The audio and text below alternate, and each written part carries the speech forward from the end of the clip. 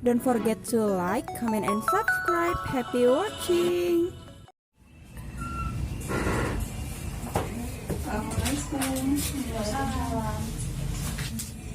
Assalamualaikum warahmatullahi wabarakatuh. Waalaikumsalam warahmatullahi wabarakatuh. Selamat pagi anak-anak. Selamat pagi, Bu. Oke, untuk mengawali pelajaran pada pagi hari ini ada baiknya kita berdoa dulu ya. Berdoa menurut agama dan kepercayaan masing-masing. Berdoa mulai. Berdoa selesai. Ya, alhamdulillah pada pagi hari ini kita bisa berkumpul lagi dan bisa belajar lagi sama Ibu. Gimana kabarnya? Alhamdulillah sehat, Bu. Ya. Ibu absen dulu ya. Baik, Bu. Julia Desmayanti hadir. Melania Fitrianti Hadir, Bu. Risa Ayu Sapitri. Saya, Bu.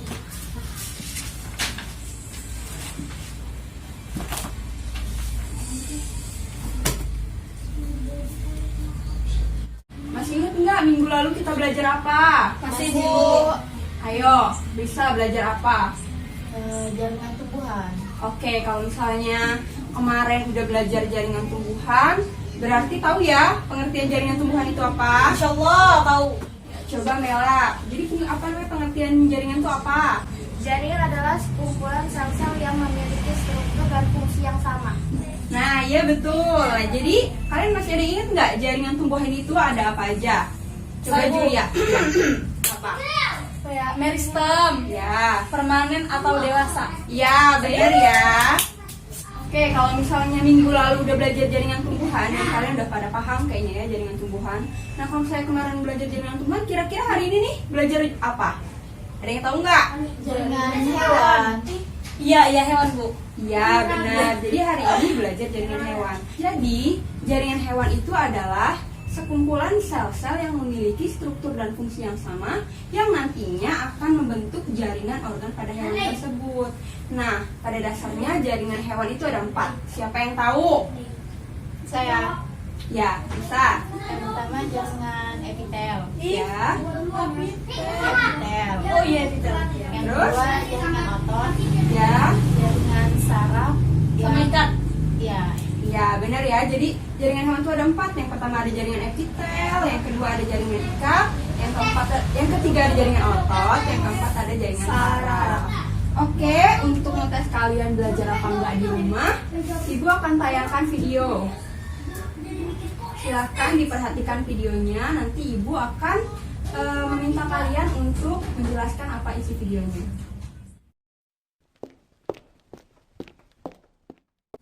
Oke, videonya udah selesai ya diputerin. Siapa yang mau jelasin apa isi videonya?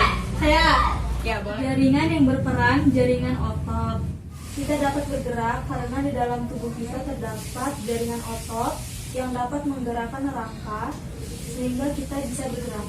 Ya, benar ya. Jadi, di dalam tubuh kita itu terdapat otot yang mana dapat menggerakkan rangka.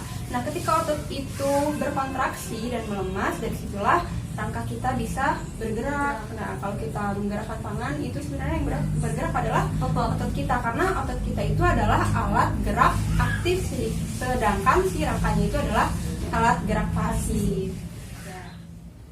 Baiklah, Ibu akan jelaskan dulu tujuan pembelajaran pada pagi hari ini. Nah, yang pertama yaitu untuk mengetahui struktur jaringan pada hewan. Yang kedua yaitu untuk mengetahui fungsi dari jaringan hewan yang ada pada organ hewan tersebut. Jadi sekarang Ibu mau tampilin video lagi, tapi video kali ini lebih kompleks. Jadi nanti kalian akan paham apa aja sih jaringan hewan itu. Oke, puterin ya videonya. Bu. Jaringan hewan. Hampir semua hewan tersusun atas jaringan. Jaringan adalah sekelompok sel yang memiliki struktur sama dan saling bekerja sama untuk mencapai fungsi tertentu. Jaringan hewan dikelompokkan menjadi 4 jaringan dasar, yaitu epitel, saraf, otot, dan jaringan ikat. Kita lihat yang pertama, yaitu jaringan epitel. Jaringan ini menutup dan melindungi permukaan luar dan dalam tubuh hewan. Berdasarkan bentuk dan fungsinya, jaringan epitel terdiri atas epitel pipih selapis, pipih berlapis banyak, berlapis tunggal dan epitel kupus berlapis tunggal. Epitel pipih selapis ditemukan di lapisan alveoli sehingga memungkinkan pengangkutan molekul kecil melintasi membran. Jaringan ini sangat tipis, datar, dan berlapis tunggal. Epitel pipih berlapis banyak melindungi organ dari gesekan luar dan ditemukan di dalam kulit. Jaringan ini berlapis-lapis. Epitel silindris bersifat impermeabel terhadap masuknya bakteri yang ikut tertelan, tetapi permeabel untuk ion apapun yang diperlukan. Jaringan ini tinggi dan berbentuk seperti kolom. Jaringan epitel kubus selapis membantu dalam penyerapan dan memberikan dukungan mekanik. Jaringan ini membentuk lapisan tubulus ginjal dan saluran kelenjar ludah. Jaringan ini berbentuk seperti kubus. Jenis jaringan berikutnya adalah jaringan saraf yang terdiri dari sel saraf atau neuron yang memiliki badan sel dan mengandung inti. Badan sel memanjang dan membentuk bagian sel khusus yang disebut dendrit dan akson. Bagian sel saraf ini adalah sel-sel saraf yang membantu Anda menarik tangan Anda ketika Anda menyentuh duri. Bagaimana hal ini terjadi? Sel-sel saraf membawa pesan, yang artinya dendrit membawa sinyal ke badan sel dan akson mengirimkan informasi ke dendrit sel yang lain. Impuls saraf ini memungkinkan kita untuk menggerakkan otot-otot kita ketika kita menginginkannya, sehingga menarik tangan kita. Otak, sumsum tulang belakang, dan semua sel saraf terdiri dari jaringan saraf. Jenis jaringan ketiga adalah jaringan otot yang bertanggung jawab dalam pergerakan tubuh kita. Terdiri atas otot rangka, otot polos, dan otot jantung. Otot rangka membantu dalam pergerakan tubuh secara sadar. Otot ini tersusun atas serat-serat panjang dengan bagian terang dan gelap yang berselang-seling, sehingga otot rangka adalah juga disebut otot lurik. Sel otot polos memberikan gerakan tidak sadar, seperti kontraksi dinding usus. Otot ini mengisi bagian dinding struktur rongga tubuh. Sel otot polos ditemukan di usus dan pembuluh darah, kandung kemih, dan rahim. Otot polos berbentuk gelondong, datar pada kedua ujungnya dan melebar di tengah. Otot jantung bekerja secara tidak sadar yang berkontraksi dan relaksasi sepanjang hidup kita. Otot ini berbentuk silindris, bercabang, dan memiliki satu nukleus. Jaringan yang terakhir adalah jaringan ikat yang mengikat dan mendukung bagian tubuh serta mengangkut bahan-bahan. Jaringan ikat terdiri atas darah, tulang, ikat padat, tulang rawan, jaringan ikat longgar, dan jaringan adiposa. Darah mengandung sel darah merah, sel darah putih, dan trombosit yang mengangkut gas dan bahan lainnya ke berbagai bagian tubuh. Darah memiliki cairan matriks. Sel-sel tulang mensekresikan kalsium yang mengeraskan tulang dan mendukung organ-organ utama tubuh. Sel-sel tulang sangatlah padat. Ligamen berfungsi sebagai penghubung antara tulang. Jaringan ini berserat dan elastis. Kartilago melindungi tulang dengan mencegah tulang berbenturan satu dengan yang lain. Jaringan ini adalah kuat, tapi merupakan jaringan yang fleksibel. Jaringan ikat longgar mengisi ruang di dalam organ. Jaringan ini seperti gel dengan serat elastis dan non-elastis. Jaringan adiposa menyimpan molekul lemak. Dalam kesimpulan, kita telah melihat dan memahami jenis-jenis jaringan hewan, klasifikasinya maupun fungsinya. Hal yang perlu diingat, jaringan hewan dikelompokkan menjadi epitel, saraf, otot, dan jaringan ikat.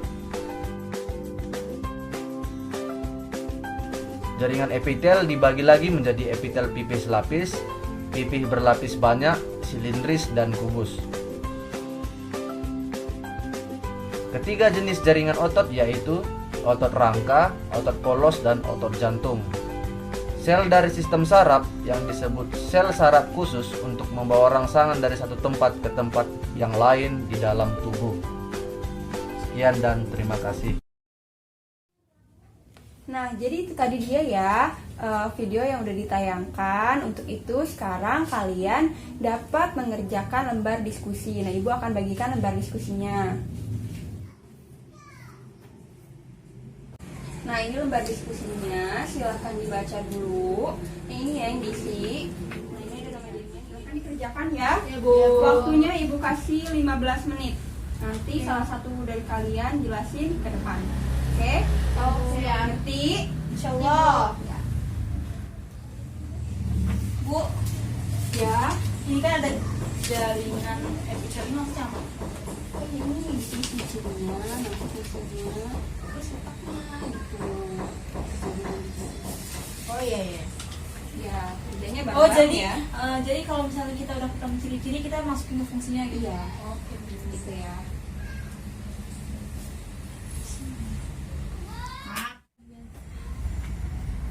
Oke, anak-anak, waktunya udah habis ya. Ya Bu, bentar lagi. Udah habis waktunya. Ya.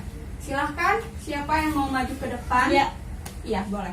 Jadi ini teman-teman, Ya. nama jaringannya itu terbagi 4. Yang pertama jaringan epitel, yang kedua otot, yang kedua itu jaringan ikat, yang ketiga itu jaringan otot, dan yang keempat itu jaringan saraf. Jadi jaringan epitel itu fungsinya ada banyak,